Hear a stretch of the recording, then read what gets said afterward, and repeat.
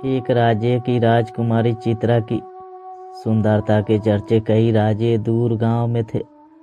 चित्रा की सुंदरता की सब तारीफ करते थे, क्योंकि आज तक उस रानी को किसी ने देखा ही नहीं था। रानी के पिता नहीं रहे, न ही उनकी माताजी हैं।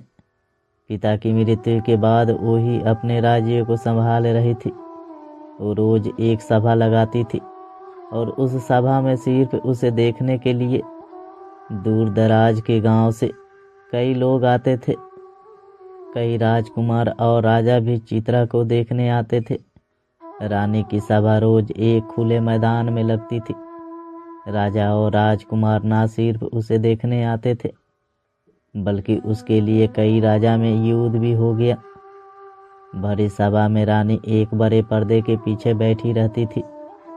कभी कभी जब सभा को संबोधित करने के लिए बोलती थी, तब उसकी आवाज पर ही न जाने कितने श्रोता मोहित हो जाते।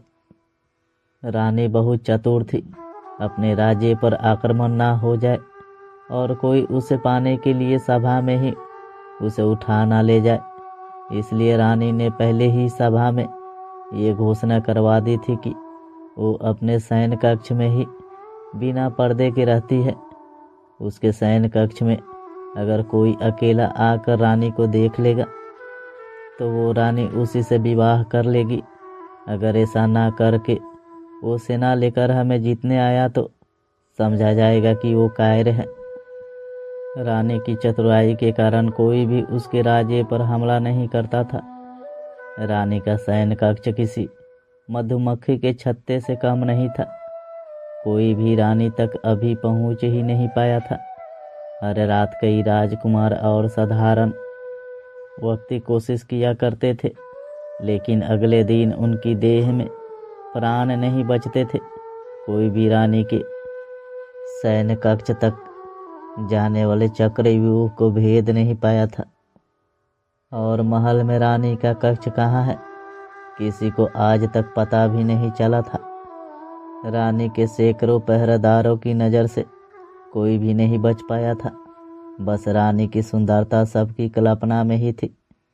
रानी के लिए ना जाने कितनों ने अपने प्राण गंवा दिए, लेकिन कोई भी रानी की सुंदरता को देख नहीं पाया।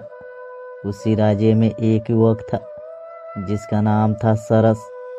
युवक बड़ा ही साधारण था, लेकिन बुद्धिमान था। उसे इस तरह एक स्त्री के लिए लोगों को मरना बड़ा दुखी करता था। वो कई को समझाता भी था कि दिन रात एक अनदेखी रानी की इतनी चर्चा करना बेकार है, लेकिन शायद ही वो किसी को समझा पाया हो। एक सुबह उसके गांव का एक नवयुवक रानी को देखने की चेष्टा में अपने प्राण गंवा बैठा। वो युवक सरस का मित्र भी था। उस दिन वो रोया भी और मन में बस एक ही विचार कर रहा था कि इसका अंत कब और कैसे होगा। फिर उस युवक ने पूरी रात्रि विचार किया। सुबह वो रानी की सभा के बाद पहरेदार के प्रमुख से मिला और कहा कि वो भी रानी की सेवा में सेना में शामिल होना चाहता है। उस प्रमुख ने उससे कहा कि यह तुम्हारे बस का काम नहीं है। तुम्हें देख ही मैं जान गया कि तुम युद्ध के लिए नहीं बने हो। सरस बोला कि वो उसे किसी भी काम के लिए रख लीजिए। सरस बोला कि वो अच्छा भोजन बना सकता है और पहरेदार को रात्रि में अन्न पानी तो चाहिए ही होता है। वो जी जान से सेवा करेगा। इस तरह की बातें करके वो सेना के लिए भोजन पानी का प्रबंध करने वाले समूह में आ गया। करीब 6 माह तक वो मन लगा कर सेवा करता रहा। इस दौरान रानी को देखने की चाह लिए युवक भी आते रहे और अपने प्राण गंवाते रहे। फिर एक रात्रि लगभग 2 बजे उसने रसोई घर में खीर बनाई और सभी पहरेदारों को खीर वितरित की। कई ने मना किया कि उन्हें सचेत रहना, लेकिन उसने कहा कि आज कोई नहीं आने वाला है, क्योंकि रात चांदनी है और कोई मूर्ख ही आज आएगा। सभी पहरेदार को उसने खीर खिला दी। खीर खाने के कुछ समय बाद सभी मूर्छित हो गिर पड़े। सरस ने खीर में बेहोशी का दवा मिला दी थी। सरज अब रानी का कक्ष ढूंढने लगा। 6 माह से वो यहाँ है, लेकिन इतना सख्त पहरा और पाबंदी है कि उसे भी पता नहीं है कि रानी किस कक्ष में सोती है। कुछ समय बीत जाने के बाद सरस को अब चिंता होने लगी, क्योंकि नशे की दवा का असर कभी भी समाप्त हो सकता था। फिर उसे एक चौक के नीचे तलघर में जाने का रास्ता दिखाई दिया। वो जैसे ही उस रास्ते पर गया, वहाँ कक्ष के बाहर ही 2 पहरेदार और थे, जिसका उसे पता ही नहीं था। वो छुप गया और विचार करने लगा। फिर उसने दीवार पर अपना सर दे मारा और उन पहरेदारों की तरफ लड़खड़ाता हुआ गया। उसके सर से खून निकलता देख पहरेदार को लगा कि इस बार उन्हें भी शायद जगह छोड़ ऊपर जाकर लड़ना होगा। इसलिए दोनों अपना द्वार छोड़ लड़ने के लिए ऊपर भागे। उनके जाते ही सरस खड़ा हुआ। द्वार सामने था और रानी भीतर कक्ष में थी। एक बार के लिए तो उसकी धड़कनें भी तेज हो गई। जिसे किसी ने नहीं देखा है, उसे वो आज देखने जा रहा है। उसने द्वार खोलने के लिए द्वार पर हाथ लगाया और धक्का मारा, लेकिन वो द्वार नहीं खुला। द्वार पर नीचे एक बड़ा ताला उसे दिखाई ही नहीं दिया।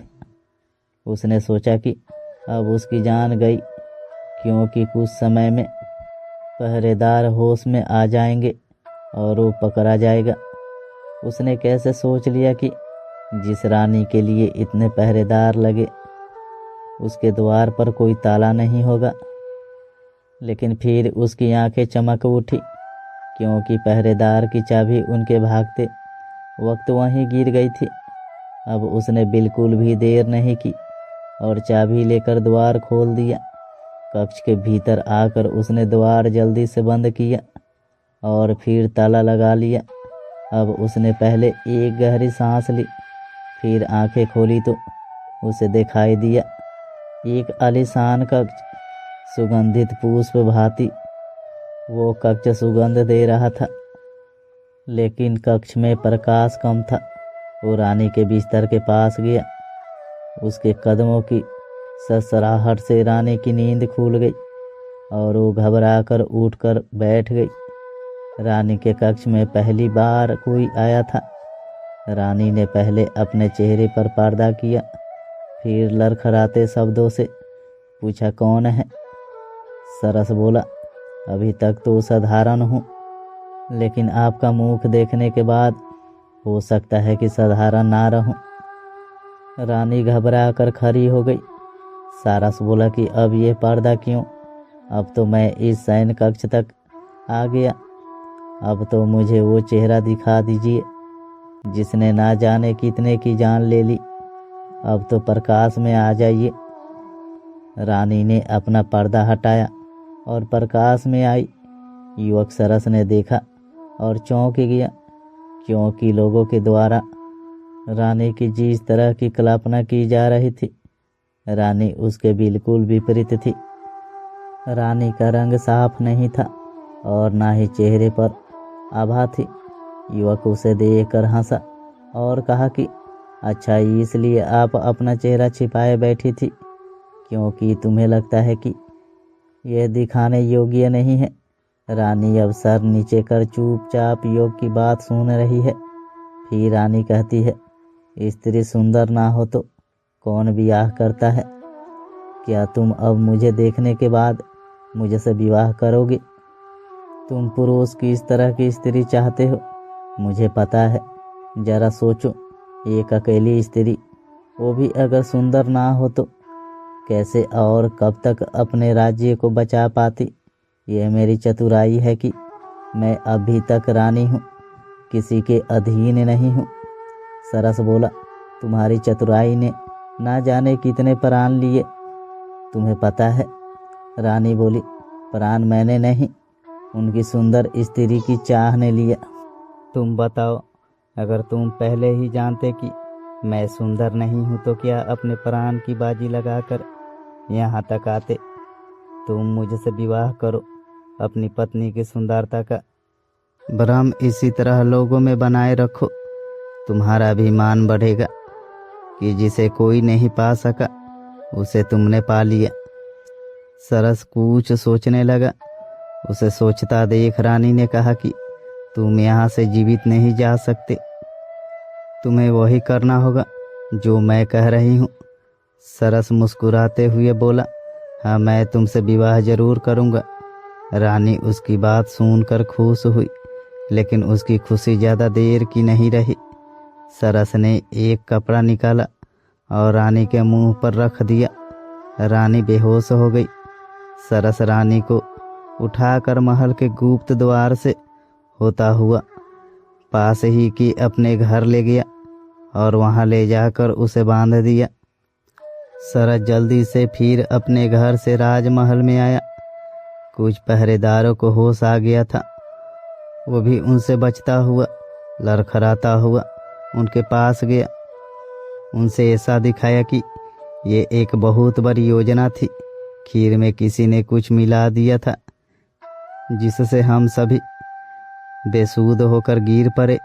राजमहल के मंत्रीगण रानी के कक्ष में पहुंचे। रानी वहां नहीं थी। रानी को कोई ले गया था। उन्होंने सुबह राज्य में घोषणा करवा दी कि रानी को जो भी ले गया है हम उसे अपना राजा मानते हैं। रानी को लेकर वापस महल में आ जाए। सरस अब राजमहल से जब अपने घर वापस गया तो उसने रानी को खोला और उसे भोजन दिया। रानी ने कहा कि तुम अब जीवित नहीं रहोगे, तुमने मुझे यहाँ बंधक बनाया है। सरस ने कहा कि अब तुम मेरी पत्नी हो, तुम्हारा यही प्रायश्चित है। रानी बोली कि वो अभी यहाँ से जा रही है। सरस ने बोला, जाओ लेकिन जल्दी वापस आना। रानी वहाँ से भागते हुए अपने महल की ओर गई। महल पर पहुंची तो द्वार पर ही सिपाहियों ने उसे रोक दिया। रानी बोली, मैं रानी हूँ इस महल की, तुम्हारी महारानी। सिपाही उसे देख हंसने लगे, बोले, जा यहाँ से, अपनी शक्ल देख। उन्होंने द्वार पर से उसे हटा दिया। रानी को समझ आ गया था कि सरस ने चतुराई से उसके साथ ये खेल खेला है। रानी को किसी ने नहीं देखा है, इसलिए अब वो कुछ भी करे उसे कोई पहचानेगा नहीं। वो वापस सरस के पास लौट आई। सरस ने उसे कहा, आ गई, चलो अब कुछ खा लो। रानी वहीं रहने लगी और दिनचर्या के काम करने लगी। महल में अभी तक किसी को नहीं पता रानी कहाँ गई। मंत्री ने राज्य अपने हाथ में ले लिया। तो दोस्तों, अगर आपको ये कहानी अच्छी लगी हो तो मेरे वीडियो के लाइक करके चैनल को सब्सक्राइब कर लीजिए।